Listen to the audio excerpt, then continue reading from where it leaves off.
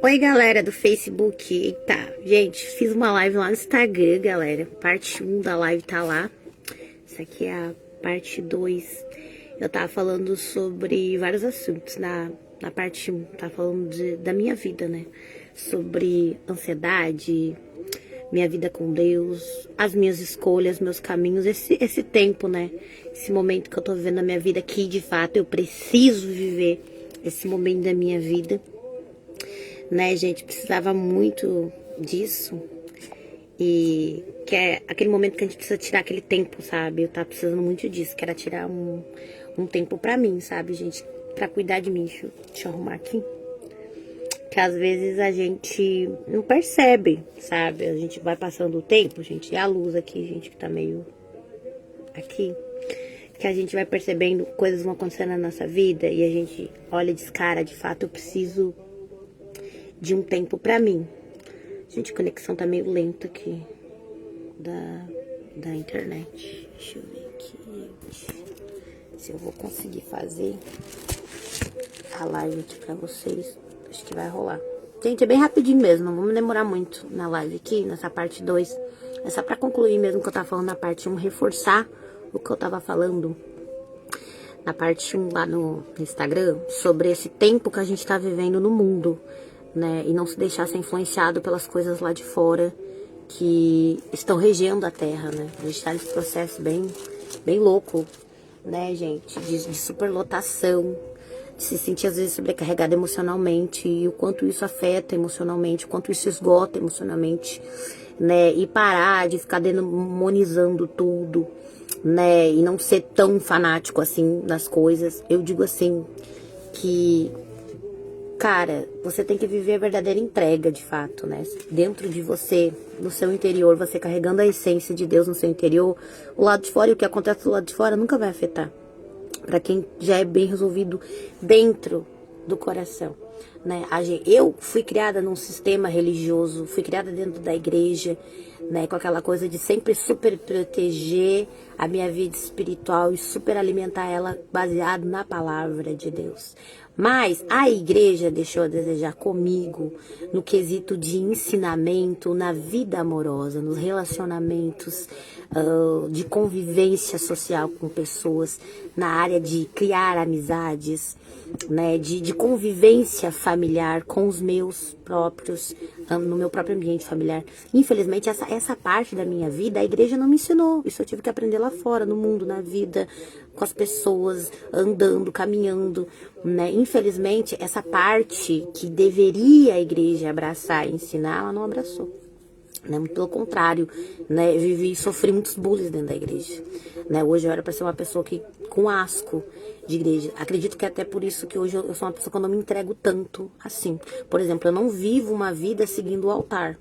Né? Eu não sigo regras e padrões de doutrina de me adequar aquele padrão de modelo para estar servindo no altar, né? E eu quero dizer para vocês que isso não me incomoda. Já me incomodou quando eu era adolescente. Não entendia, não compreendia e achava que a vida era tudo, só viver de acordo com o altar. Hoje não, hoje eu vejo que a vida tem muitos caminhos, muitas direções, a gente faz muitas escolhas, né? Dos quais cada escolha tomada é uma renúncia, um sacrifício, e nós não devemos olhar para trás depois que a gente toma uma decisão.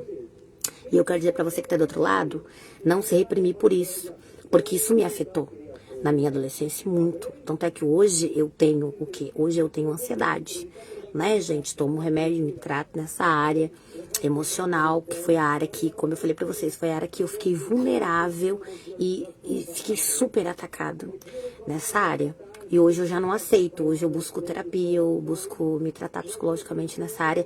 Não é fraqueza, não é falta de Deus, porque a vida espiritual dela, né, acaba não suprindo. Não, gente, isso é a parte mental, é a parte emocional, é a parte psicológica, né?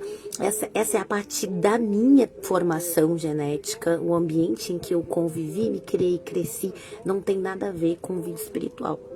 Né? A gente está num mundo onde a tecnologia avança para frente. A gente está num mundo que tudo nos dá acesso à palavra, à Bíblia, aplicativo, a gente baixa para ler, é devocional, a gente estuda. A gente está super sobrecarregado de palavra, né? E Muita palavra.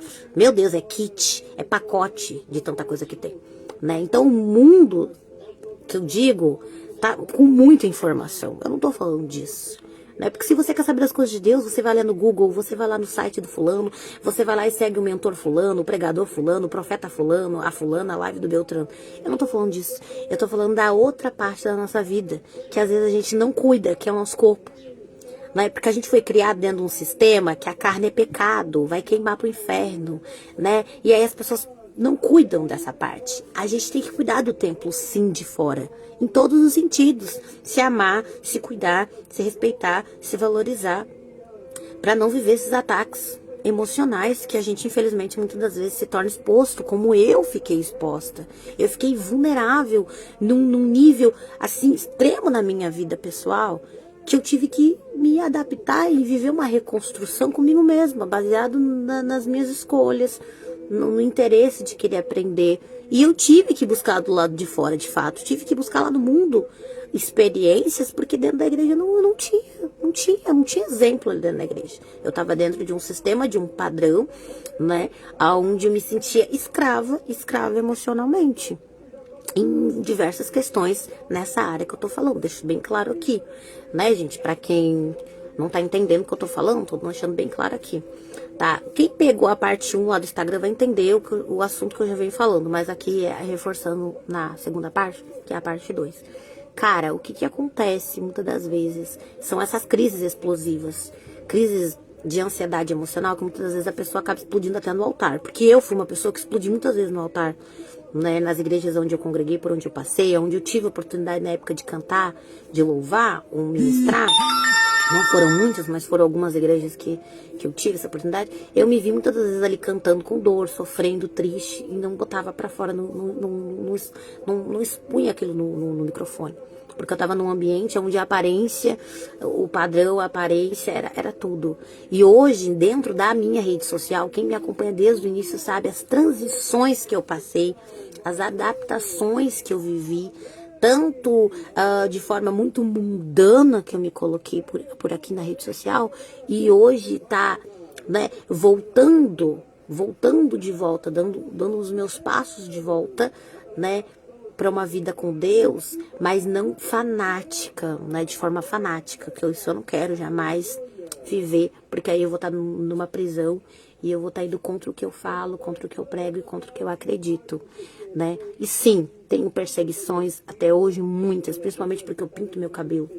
Eu já falei aqui pra vocês o motivo por que eu pinto cabelo. Eu não pinto cabelo por causa de vaidade.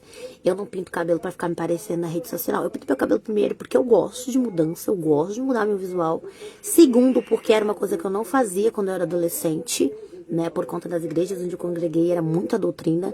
Sou uma pessoa, sim, traumatizada de doutrinas. Hoje eu busco terapia para me tratar em relação a questões de doutrina, porque eu fui uma pessoa muito reprimida nessa área e forçada a fazer coisas que eu não queria fazer, né? Era botada na parede e forçada a viver de acordo com o que eu não sentia vontade de viver. Isso foi um sofrimento, sim, para mim, porque eu vivia naquela luta, quero agradar a Deus, mas eu também tenho que lembrar de agradar as pessoas. E hoje não, hoje eu busco agradar a Deus e não agradar as pessoas, né? É viver para Deus de acordo com o que eu sinto e acredito, que eu sei que o que eu tô fazendo tá agradando Ele, e não mais ligando para a opinião das pessoas. Porque eu fui uma pessoa assim que eu passei por situações difíceis na minha vida, aonde muitas das vezes eu me vi em situações assim de alguém usado pelo inimigo dizer assim: para você cantar na minha igreja, para você subir no meu altar e louvar a Deus, você não vai poder andar assim, não vai poder se vestir assim, seu cabelo dessa cor pintado aqui na minha igreja não serve. Eu passei por essas coisas, né? E só quem passa por essas coisas sabe a dor que carrega, o peso que é isso, né? A opressão que viveu. Hoje, graças a Deus, sou uma pessoa livre, me libertei de tudo isso. Me libertei aqui nas redes sociais, nas minhas redes sociais, onde eu escolhi me expor e relatar sobre essas situações na minha vida. Né, gente? Por que eu tô falando isso agora na minha vida? Porque a gente vive mudanças, né? São fases na nossa vida que a gente passa, são experiências que Deus permite que a gente tenha para lutar de acordo com o mundo que a gente está vivendo hoje. Então, nem tudo, né, que a gente olha lá fora, né, a forma de se expor das pessoas, a gente está vivendo numa era, numa geração, onde eu acredito muito sim que Deus está usando muitos loucos nos últimos